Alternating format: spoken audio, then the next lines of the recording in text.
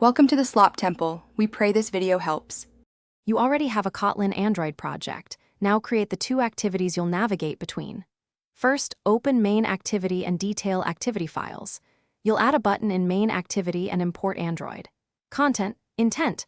Once done, instantiate the intent with intent, this detail activity, class, Java, and attach any extras using putExtra, key value. Make sure to declare detail activity in Android manifest. XML. This sets up the initial actionable wiring, so your app can send data and request a view transition. You will implement the event that triggers navigation.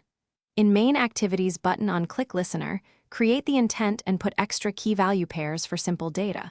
For complex objects, implement parcelable or serializable, then put extra.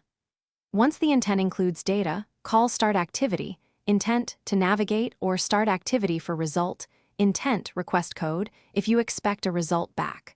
Also, add flags like intent. Flag activity clear top when needed. This step sends the payload and initiates the lifecycle change.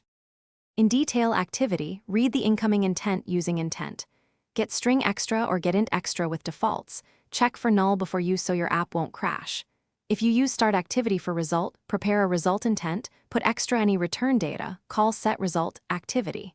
Result OK, result intent, then finish. Once finished, verify that Android manifest permissions and activity declarations are correct.